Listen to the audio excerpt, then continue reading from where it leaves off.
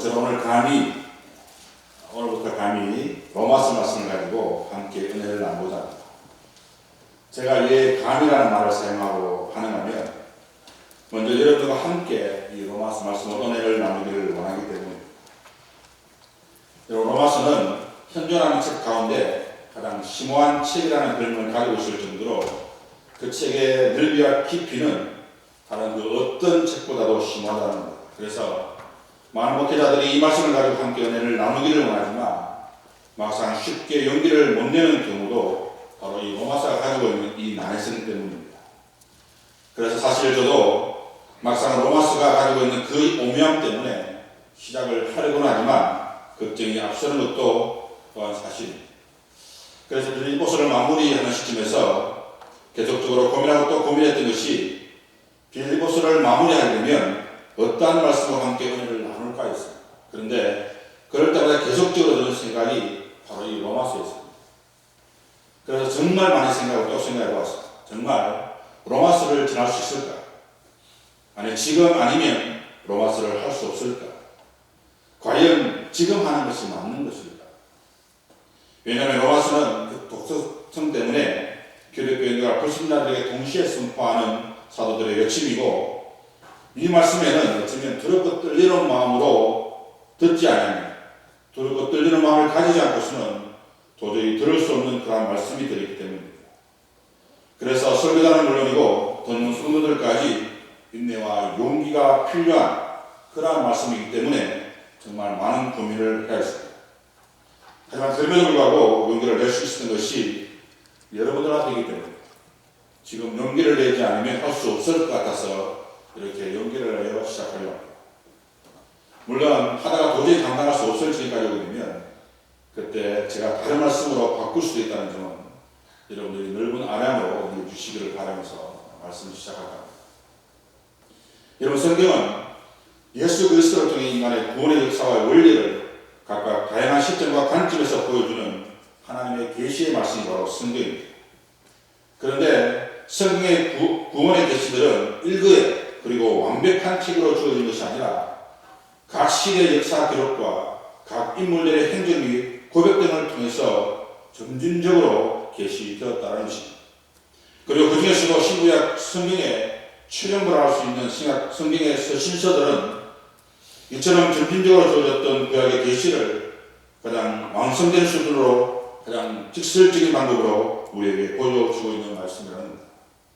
그런데 사실 로마서는 서신서 중에 연대상으로 보면 맨 먼저 기록한 성경이 아님에도 불구하고 서신서 맨 앞에 기록되어 있다는 겁니다. 여러분, 이것은 그만큼 로마서가 중요하다는 것을 반증하는 그런 것을 알 수 있는 것입니다. 그래서 세계적으로 유명한 대형 박물관 관장이었던 필립이라는 사람이 이런 말을 했습니다. 세계를 다 준다 해도 대형 박물관은 바꾸지 않을 것이다. 하지만 사도 바울이 쓴 친필 로마서 한 장만 있다 하더라도 이 박물관과 바꿀 것이다 라고 말했습니다. 그만큼 로마서는 귀중하고 사도 바울이 쓴 친필로 쓴 로마서 한 장만 있다 하더라도 세상 그 무엇과도 바꿀 수 없는 소중하고 귀한 것이라고 할 수 있는 것입니다. 그래서 로마서를 시작하기에 앞서서 많은 목회자들이 고민하고 또 고민하는 것이 바로 이러한 말씀을 잘 전할 수 있을까 하는 겁니다. 하지만 감히 로마서를 시작하려는 것 또한 그러한 중요성 때문입니다. 너무나 귀하고 우리가 반드시 알아야 하는 것이기 때문에 용기를 내는 겁니다. 그리고 이 로마서가 끼치는 영향이 너무나 대단하기 때문에 오늘 같은 시대에 반드시 들어야 할 말씀이라 생각되어서 말씀을 시작하려고 합니다. 여러분들이 다 아시는 것처럼 이 로마서에는 놀라운 의미가 있습니다. 왜냐하면 이 로마서를 듣는 수많은 사람들이 회심하는 놀라운 일들이 일어나고 있기 때문입니다. 그래서 그 중에 몇 사람들을 소개할 겁니다. 먼저는 신약적으로 사도 바울의 글을 읽는다고 말이 나올 정도로 대단한 어거스틴이라는 사람입니다. 여러분, 어거스틴은 4세기에서 5세기에 살았던 사람입니다. 그런데 그는 지금의 명성과는 달리 젊었을 때는 참으로 많은 방황을 하며 살았다는 겁니다.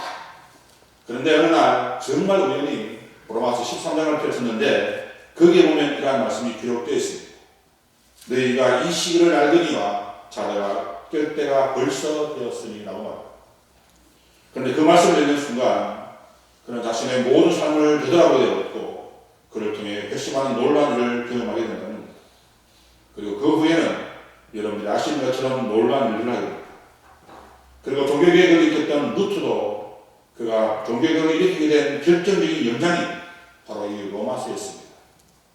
그리고 영국이 낳은 최고의 목회자이며 감리교 창시자로 18세기 영국 대각성 운동을 일으켰던 요한 웨슬러도 이 로마서를 통해서 완전히 다른 사람이 된다는 겁니다. 물론 그는 처음부터 아버지가 목사였고 할아버지가 목사였고 정조 할아버지도 목사일 정도로 뼈대 있는 그런 집안에서 태어나고 부모님으로부터 엄격한 그런 교육을 받았습니다.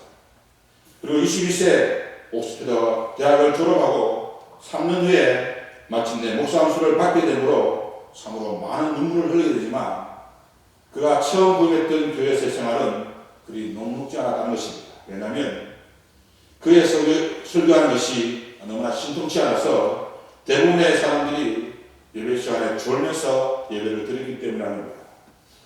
그런데 그러던 중에 런던 올드 스케이트라는 거리에 있는 한 집에서 기독교인들의 모임이 있었는데 그 모임에서 누군가가 루트의 로마서 주석 서문을 읽고 있는 것을 듣게 되었는데 그 내용이라는 것이 사람이 자기 행위로는 결탄코 어렵다함을 받지 못하고 오직 예수 그리스도를 믿는 믿음으로 얻게 되며 구원을 받는다는 그러한 내용이었습니다. 그런데 그 로마서 서문을 듣는데 이상하게도 그의 마음이 뜨거워지며 회심을 하게 되었다는 겁니다. 그리고 그 사건 이후에 처음으로 옥스퍼드 대학생들 앞에서 확실한 믿음으로 구원을 받는다는 제목으로 설교를 하는데 그 설교를 듣는 수많은 학생들이 가슴을 움켜쥐고 떼굴떼굴 울며 회개하는 놀라운 일들이 일어나게 되었다는 겁니다.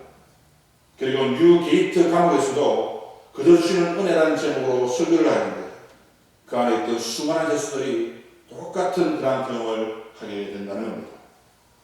여러분 어떻습니까? 이것이 바로 로마서의 힘입니다. 그래서 루터는 이렇게 말했습니다. 로마서를 암기해라. 로마서를 마음으로 알라. 로마서를 끊임없이 읽으라 라고 말합니다. 여러분 어떻습니까? 우리가 로마서로 함께 은혜를 나누할 이유가 바로 여기에 있는 겁니다. 여러분 참으로 아이러니하게도 이처럼 중요하며 반드시 읽어야 함에도 불구하고 사실 사람들에게 많이 읽혀지지 않는 성경 가운데 하나가 바로 이 로마서입니다. 하지만 그럼에도 불구하고 코로나19로 어쩌면 해이해져 있는 우리의 믿음을 다시 한번 세우기 위해서라도 로마서는 반드시 읽어야 합니다. 그래서 그런 의미에서 로마서를 시작하게 되고 로마서를 통해서 바울을 이끌고 로마 교회를 변화시켜 주시는 것처럼 말씀을 전하는 저에게나 말씀을 듣는 여러분 모두에게 다시 한번 새로운 믿음, 새로운 신앙생활을 이루어 나가는 그러한 시간이 되어주길 간절히 소망합니다. 여러분 인간은 본래 태초 에덴 동산에서 타락 이전에는 정말 하나님께서 보여주신 창조 당시의 순수함을 간직한 채 하나님과 교제하며 하나님의 풍성하신 축복을 마음껏 누리며 그렇게 살았습니다. 그리고 그러한 창조 당시의 순수함을 간직한 채로 하나님과 인간 사이에는 자발적 복종과 이에 근거하는 영속적 축복을 보증하는 유일한 의무이자 기준되는 선악과의 언약을 체결해 주셨던 것입니다. 하지만 인간은 참으로 어리석게도 그 언약을 스스로 파괴함으로 영원히 용서받지 못할 그러한 죄를 범하고 말았다는 겁니다. 하지만 하나님께서는 당신의 최고의 기적물인 인간에 대해 사랑이 너무나 크셔서 즉각적으로 그 헌물을 단행한 것이 아니라 일종의 대체 방법을 강구하신다는 겁니다. 그리고 그 방법이라는 것이 제2 성자 하나님이신 예수 그리스도께서 자신을 낮춰 인간의 대순물이 되는 것이었습니다. 그래서 성자 예수 그리스도를 믿고 회개하기만 하면 하나님이 단위가 되는 또 다른 언약인 구속 언약을 체결해 주셨던 것입니다. 그래서 비록 인간이 창조 본래의 지위와 축복을 상실하고 죽음의 공포라는 그 아래 온갖 질고를 감당해야 하지만 사는 날까지 의인의 지위를 회복하고 영원한 구원을 얻을 수 있는 기회를 우리가 얻게 되었다는 겁니다. 그래서 로마서는 이러한 인간 구원의 승차신 예수 그리스도를 믿음으로 우리의 입장에서 본다면 의인의 지위를 얻는 덕이가 되는 것이고 하나님의 입장에서 의인이라고 불러주시는 것이기 때문에 칭의가 된다는 겁니다. 그래서 로마서는 이 덕이와 칭의의 원리를 그 기본 주제로 하고 있다는 겁니다. 다시 말해서 죄의 본질은 무엇이며 그것이 나에게 어떤 영향을 미치는가? 죄에 대한 하나님의 진노는 어떻게 나타나는가? 나는 어떻게 하나님께 옳다고 인정을 받을 수 있는가? 나는 왜 옳다고 판단하는 일을 하기 원함에도 불구하고 그토록 많은 장애를 받고 있는가? 나는 최후의 승리를 어떤 공으로 확신할 수 있는가? 왜 구약과 신약은 구원받는 방법에 대해 각기 달리 말하고 있는가? 어려운 생활이란 과연 무엇을 말하는가? 나는 나와 다른 신념을 가지고 있는 동료 기독교인들에게 어떤 태도를 보여야 하는가? 이러한 질문에 대해 가장 명쾌하고 가장 심오한 대답을 해준 것이 바로 이 로마서입니다. 따라서 로마서는 그 전체가 인간 구원의 계시인 성경 중에서도 가장 기본적이고 핵심적인 구원의 단계와 관련한 원리를 요약 제시한다는 점에서 또 다른 별명인 성경의 금강석이라는 그런 별명으로 불려지기도 합니다. 여러분, 로마서는 사도 바울이 3차에 걸쳐서 선교여행을 마친 후, 다시 말해서 AD 57년에 고린도에서 로마에 있는 성도들에게 보낸 편지가 바로 로마서입니다. 그런데 고린도는 지금의 그리스 제일 남쪽에 있는 도시로 아테네보다 훨씬 더 큰 코린토라는 이름의 도시였습니다. 그런데 그러한 도시에서 이태리 수도인 로마에 있는 교회의 편지를 보낸 겁니다. 하지만 여러분, 여기서 우리가 알아야 할 것은 여기서 말하는 이 로마라는 것은 로마 제국 전체를 가리키는 것이 아니라 로마 제국의 수도인 로마시를 가리키는 말입니다. 다시 말해서 바울은 로마시에 세워진 로마 교회를 로마서의 1차 수신 대상으로 삼고 있는 겁니다. 그리고 여러분이 아시는 것처럼 로마 교회는 예수님의 제자들을 위해서 세워진 교회가 아니라 예루살렘을 방문하여 오순절 성령 강림 사건을 목도한 디아스포라 유대인들에 의해서 세워진 그러한 교회였다는 겁니다.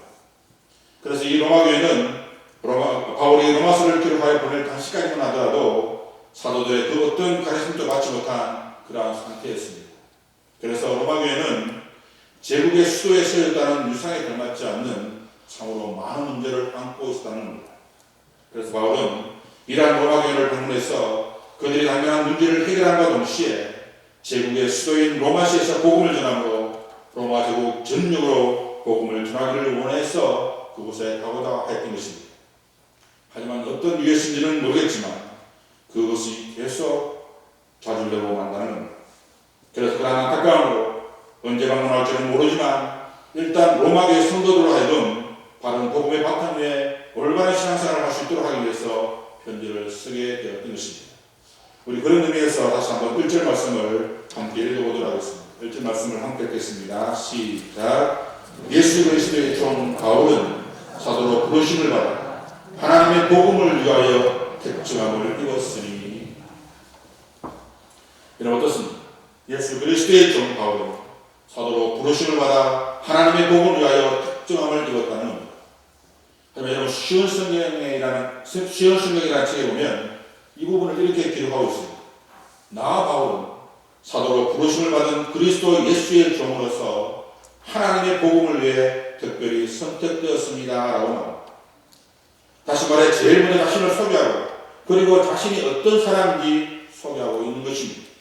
한 가지 다른 점은 우리가 사용하고 있는 성경에는 예수 그리스도의 종이라고 소개하고 있지만 쉬운 성경에서는 그리스도 예수의 종이라고 소개하고 있다는 겁니다. 그런데 바울은 이 예수 그리스도의 종이라는 표현보다는 그리스도 예수의 종, 그리스도 예수의 사도라는 표현을 참으로 많이 사용하고 있다는 겁니다. 그래서 지난 시간에 끝났던 빌립보서 1장 1절 말씀을 보아도 바울은 자신을 그리스도 예수의 종이라고 그렇게 소개하고 있는 것을 볼 수 있습니다. 하지만 여러분, 여기서 말하는 이 종이라는 개념은 우리가 알고 있는 그러한 종이나 모순의 개념이 아니라는 겁니다. 여기서 말하는 이 종의 원어는 둘로스라는 단어를 사용하고 있습니다. 다시 말해서 머슴의 개념이 아니라 노예의 개념입니다. 여러분 참으로 놀랍지 않습니까? 우리는 분명 종입니다. 그러나 그냥 종이 아니라 노예의 개념의 종입니다. 여러분 노예는 생사 열탈권이었습니다. 다시 말해서 살고 죽고 사는 문제는 오직 주인에게 달려있다는 겁니다. 그래서 주인이 죽으라고 하면 죽는 신용을 하는 것이 아니라 정말 죽어야 합니다. 주인이 자신을 사고 팔고자 할 때에도 자신의 그 어떤 주장도 전혀 할 수 없는 사람이 바로 노예입니다. 여러분 1977년도에 우리나라에서 방영됐던 뿌리라는 미드를 기억하시는지는 모르겠지만 거기에 보면 아프리카에서 잡혀온 흑인들이 참으로 동물보다 더 못한 취급을 받는 것을 보게 된다는 겁니다. 근데 여러분 그들의 이름이 바로 노예입니다. 물론 어떤 면에서는 다른 의미일 수도 있을 겁니다. 하지만 바울이 말한 이 둘로스의 개념은 바로 그러한 개념의 종이라는 겁니다. 여러분 어떻습니까? 여러분들이 만약 예수를 믿음으로 말미암아 이러한 취급을 받게 된다면 그런 여러분들은 예수님을 믿기를 원하십니다. 다시 말해서 나의 모든 자존심을 다 내려놓고 오직 주님만을 따를 수 있겠냐? 그러한 말입니다. 그래서 어떤 분들이 이렇게 말합니다. 내가 왜 노예야? 나는 하나님의 자녀라고. 그래서 당신들이 그렇게 하는 것처럼 부모에게 때를 쓰기도 하고 또 자기 마음대로 함으로 부모의 마음을 아프게 하고 그래서 과거에는 죄로 여겨졌던 것이 지금은 아무렇지 않게 마치 그것이 죄가 아닌 것처럼 그렇게 말하고 행동하는 사람들이 너무나 많았다. 과연 여러분 그것은 어디까지나 자기 합리할 뿐입니다. 물론 하나님 입장에서 본다면 분명 우리는 당신의 자녀임에 틀림이 없습니다. 하지만 그것은 어디까지나 하나님의 입장에서 보는 것이고 바울은 스스로 자신을 그리스도 예수의 종, 그리스도 예수의 노예라고 칭하고 있다는 사실을 우리는 기억해야 할 필요가 있다는 겁니다. 여러분 바울이 어떤 사람이기 때문에 자신을 그처럼 그리스도 예수의 노예라고 그렇게 칭하고 있는 것이겠습니까? 그 사람의 그의 모습이 그러한 대우를 받아 마땅하기에 그는 스스로 자신을 그렇게 노예라고 칭하고 있는 것이겠습니다. 결국 그렇지 않다는 사실은 여기 계신 우리 모두가 다 잘 알고 있는 그런 사실입니다. 여러분 바울은 특히 동남쪽 항문의 도시 중심지인 다수라는 곳에서 곳에서 유대인으로 태어난 사람입니다. 하지만 유대인으로 태어났음에도 불구하고 로마 도시에서 태어났기 때문에 로마 시민국까지 가지고 태어난 사람입니다. 다시 말해 그는 종도 노예도 아닌 어쩌면 가장 고귀한 신분으로 태어난 그런 사람이라는 점입니다.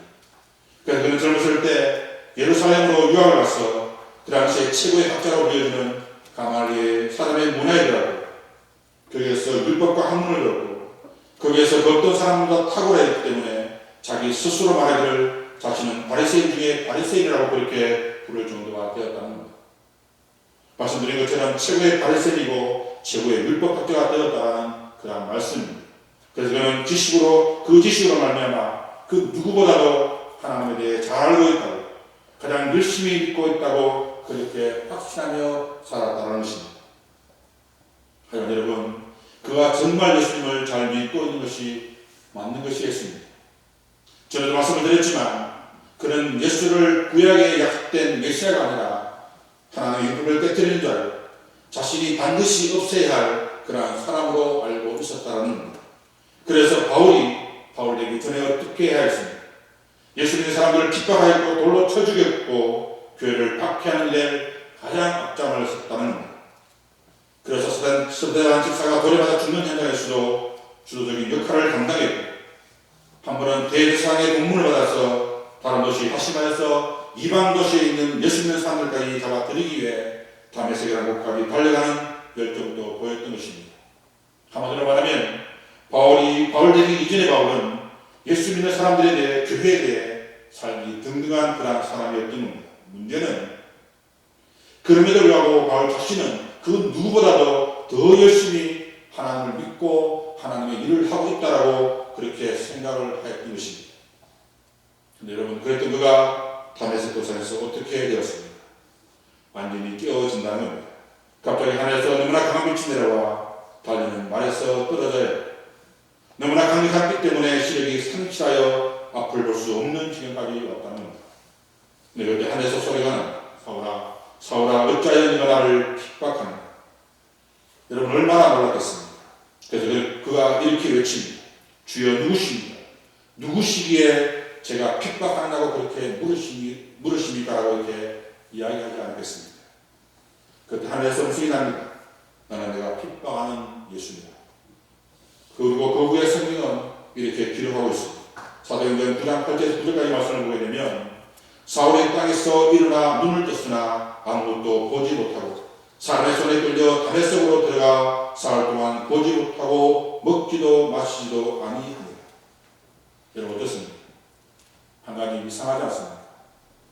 땅에서 일어난 사울이라는 바울이 함께한 한 사람들의 손에 끌려서 다메섹이라는 어느 집으로 들어갔다는 겁니다.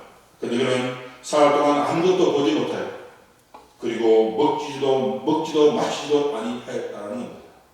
다시 말해 가니간 빛으로 인해서 아무것도 보지 못한 것을 그같이라도 스스로 먹지도 마시지도 아니했다는 겁니다. 그럼 여러분 그가 왜 그처럼 스스로 먹지도 마시지도 아니하였을까요? 그것은 그만큼 그에게 다메섹 도상에서 만난 예수의 사건이 충격이었기 때문입니다. 여러분 한번 생각해 보시기 바랍니다. 바울에게 있어서 예수는 누구였습니까? 하나님의 율법을 파괴하는 파괴자요, 자신이 목숨을 걸고서라도 없애야 하는 그러한 자였다는 겁니다. 그런데 그런 그가 자신 앞에 나타난 것입니다. 그것도 분명 십자가에서 죽어서 완전히 끝났다고 생각했던 그 예수가 말입니다. 그러니 어떻게 그가 먹고 마실 수가 있었던 것이었습니까? 다시 말해 그는 부활하신 예수님을 만나게 되었던 겁니다. 그래서 그는 지금까지 자신의 모든 생각과 행동이 잘못된 것이며 지금까지 하나님을 위해 산다고 한 것이 오히려 하나님을 대적하고 하나님의 이름을 망명되게 하였으니 얼마나 두렵고 얼마나 충격적이었습니까? 그래서 그는 진심으로 눈물을 흘리며 회개를 하게 된다는 겁니다. 다시 말해 그는 3일 동안 먹지도 마시지도 않고 금식하며 하나님께 자신의 잘못을 구했던 것입니다. 그리고 이렇게 3일이 지났을 때 그는 이전의 사울이 아닌 180도 완전히 다른 사람이 됩니다. 그래서 하나님께서는 다메섹에 있는 아나니아라는 제자를 사울에게 보내어 이렇게 기도하게 하십니다. 현대 사울아, 내가 여기 오는 길에 너에게 나타나신 예수 그리스도께서 나를 보내어 너를 보게 하시고 너를 성령으로 충만케 하신다라고 말합니다. 그런데 여러분 그렇게 기도하였더니 사울의 눈에서 비늘 같은 것이 떨어져 그때부터 그는 볼 수 있게 된다는 겁니다.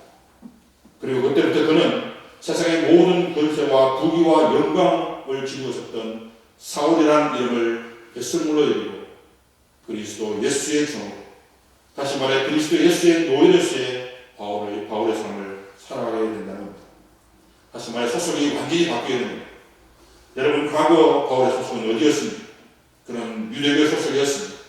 그리고 율법의 아들로 율법에 속해 살았고 학문으로는 가마니엘 소속이었고 종파로는 바리새파 소속이었습니다. 그리고 시민권으로는 로마의 소속이 되어 있었고 영적으로는 불순종의 아들 가운데 역사하는 영에 속해 있었다는 겁니다. 네, 여러분 사실 이 모든 것은 인간의 눈으로 볼 때는 우리 모두가 실제로 갖고 싶어하는 그러한 완벽한 모습일 것입니다. 네, 여러분 그러한 완벽한 모습에서 그는 스스로 그리스도 예수의 노예로서 삶을 살기를 원했다는 겁니다. 왜 그렇습니까? 그는 부활하신 주님을 만났기 때문입니다. 그리고 로마서 14장 8절 말씀에서 그의 자연이 하더라도 과한이 하는 고백을 하게 됩니다. 우리가 살아도 주를 위해 살고 죽어도 주를 위해 죽나니 그러므로 사나 죽으나 우리가 주의 것이다. 여러분 어떻습니까? 그는 살아도 주를 위해 죽어도 주를 위해 사나 죽으나 주님의 것이라는 겁니다. 네, 여러분 우리는 어떻습니까? 우리 또한 부활하신 주님을 만난 사람들이라는 겁니다. 그래도 우리는 참으로 우리가 가지고 있는 이 기득권을 내려놓지 못할 때가 너무 남았습니다. 그래서 종은 그냥 종일 뿐인데 노예는 그냥 노예일 뿐인데 우리는 그 단어에서 풍기는 좋지 못한 뉘앙스보다는 무슨 벼슬이나 명예라고 되는 것처럼 특히 목회자들에게 나타나는 그런 현상이지만 위대한 종, 귀한 종, 능력의 종, 말씀의 종, 불의의 공종, 참으로 이루 말할 수 없는 아름다운 수식을 붙여서 마치 종이 아닌 것처럼 마치 노예가 아닌 것처럼 그렇게 살아가고자 한다는 것입니다. 물론 또 이렇게 이야기하면 그것은 목회자와 관련된 것이지 나와는 상관없는 것처럼 그렇게 흘러보낸 분도 있을 겁니다. 여러분 결코 그렇지 않습니다. 왜냐하면 성경에서는 분명하게 우리를 향해 만인 제사장이라고 부르고 있기 때문입니다. 형제들아 내가 하나님의 모든 자비하심으로 너희를 구하노니 너희 몸을 하나님이 기뻐하시는 거룩한 산제물로 드리라. 이는 너희가 드릴 영적인 예배입니다. 다시 말해 우리 모두는 다 제사장이 되었다는 겁니다. 그리고 또한 고린도전서 6장에 보면 사도 바울이 고린도 교회 성도들을 향해서 너희는 너희 자신의 것이 아니니라 값으로 산 것이 되었으니라고 말하고 있다라는 겁니다. 다시 말해 우리 모두는 예수님의 피값으로 산 예수의 종이 된 사람이라는 겁니다. 그러니 여기에는 목회자도 장로도 권사도 집사도 없는 겁니다. 그리고 우리는 예수의 피값으로 산 예수 그리스도의 종, 예수 그리스도의 노예일 뿐이라는 겁니다. 그런데 그런 종에게 무슨 수식어를 붙일 수 있는 것이겠습니까? 여러분 옛날 우리나라에서는 한때 머슴이라는 제도가 있었습니다. 근데 여러분 주인이 그 머슴을 부를 때 아름다운 머슴, 위대한 머슴, 귀한 머슴 이렇게 부른다면 어떻게 되는 것이겠습니까? 그 머슴은 더 이상 머슴이 될 수 없는 것. 여러분들은 어떤 사람입니까? 예수 그리스도께서 하나님 되심을 믿으십니다. 그리고 그 예수님께서 죽을 수밖에 없었던 우리를 대신하여 십자가에 죽으심을 믿습니다. 여러분은 더 이상 죄의 종이 아니라 예수 그리스도의 종이며 예수 그리스도의 노예입니다. 문제는 이제 우리에게 있습니다. 그것은 과연 우리가 그리스도의 종으로 살 것인가? 아니면 아직까지도 내가 나의 주인이 되어서 그렇게 살아갈 것인가 하는 것입니다. 하지만 여러분 이러한 생각도 착각일 뿐이라는 겁니다. 왜냐하면 우리의 선택은 둘 중에 하나만 선택할 수 있기 때문입니다. 그 하나가 바로 죄의 종입니다. 성경에 말합니다. 너희는 너희 아비 마귀에게서 났으니 너희 아비 욕심인 대로 너희도 행하고자 하는다. 그는 처음부터 살인한 자요 진리가 그 속에 없으므로 진리에 서지 못하고 거짓을 말할 때마다 제 것으로 말하는 이는 그가 거짓말장이요 거짓의 아비가 되었습니다. 여러분 우리는 처음에는 마귀의 자녀, 마귀의 종이었다는 겁니다. 그런데 그런 우리를 의의 종 하나님의 자녀가 되게 해 주셨던 것입니다. 그래서 로마서 6장 17절 18절 말씀에 보면 하나님께 감사하리로다. 너희는 본래 죄의 종이니 너희에게 전하여준 바 교훈을 본 마음으로 순종하여 죄로부터 해방되어 의에게 종이 되었느니라. 여러분 우리는 원래 죄의 종이었지만 하나님께서 우리를 의의 종으로 만들어 주셨던 것입니다. 다시 말해 우리의 선택은 죄의 종으로 살 것인가 아니면 의의 종으로 살 것인가 이 둘 중에 하나만 선택을 하게 되어 있다라는 겁니다. 그런데 아직까지 그리스도의 종으로서 그리스도의 노예로서 살지 못한다면 우리는 과연 어떻게 살고 있는 것이겠습니까? 죄의 종으로 살 수밖에 없는 겁니다. 그럼 여러분 다시 한번 물어보길 원합니다. 여러분들의 삶의 중심에는 누가 계십니까? 그리고 그분의 말씀에 여러분 100% 순종하며 살아가고 있는 것이겠습니다. 여러분들의 삶의 이유가 여러분들의 배움의 이유가 그리고 여러분들이 일하는 그 이유가 그 모든 것이 바로 그분을 위한 그런 모습입니다. 여러분 만약 우리가 이러한 질문에 아직도 아멘으로 답을 할 수 없다면 우리는 아직까지 그리스도의 종으로 사는 것이 아닙니다. 자꾸 그 종이라는 허울 위에 위대하다, 대단하다, 귀하다는 수식을 붙여서 스스로 대단한 것처럼 스스로 위대한 것처럼 그렇게 아직도 돈이 삶의 이유이고 재미와 쾌락이 삶의 이유이고 여전히 자신이 주인이 되어서 자기의 욕망에 따라 자기의 의지에 따라 자기의 감정에 따라 그렇게 살아가고 있습니다. 그것은 결코 그리스도 예수의 종이 될 수 없다라는 사실입니다. 여러분 성경은 이 부분에서 다양하게 말합니다. 요한계시록 3장 15절 16절 말씀에 보게 되면 내가 내 행위를 아노니 내가 차지도 아니하고 뜨겁지도 아니하고 내가 차든지 뜨겁든지 하기를 원하노라. 내가 이같이 네 증언하여 뜨겁지도 아니하고 차지도 아니하면 너를 토하여 버리라. 다시 말해 뜨거운 이직을 하지 말라는 겁니다. 다시 말해 믿으려면 확실히 믿어야 한다는 겁니다. 여러분 단테 시국에 보면 이런 말이 나옵니다. 이 가엾은 모습을 이어가는 것은 평생 부끄럼도 상할 것도 없이 그런대로 적당히 지내온 애처로운 영혼들이었나이다. 하나님께 한가지도 않고 그렇다고 충성하지도 못하면서 다만 저 스스로는 위하는 천사들의 저 나쁜 무리 속에 섞여 이끌려 살고 있다. 하나님 어찌 저들을 쫓아내지 아니랴. 하나님은 결코 돌보줄 수 없는 것. 그러나 깊숙한 주마저 저들을 받아들이기에 주저하라. 이 죄인들이 저들의 인해 어느 영광을 가질까 합니다.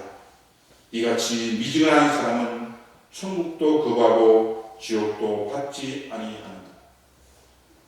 여러분 어떻습니까? 참으로 불쌍한 영혼이 바로 또 미지근한 그러한 영혼입니다. 그럼 여러분, 우리는 선택을 하되 오직 그리스도 예수의 종으로서의 그러한 삶을 선택하는 우리의 삶이 되어져야 한다는 것입니다.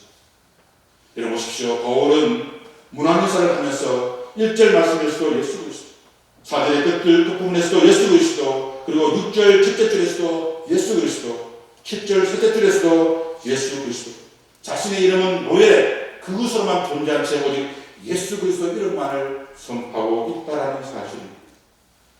그래서 여러분, 우리 역시도 오직 예수여라. 살든지 죽든지 내 몸에서 그리스도가 존귀하게 되어 하나니 이는 내가 사는 것이 그리스도니 죽는 것도 유익함이라고 고백했던 이 바울의 고백이 여러분의 고백이 되어주길 원합니다. 여러분들 혹 송동희씨를 아십니까?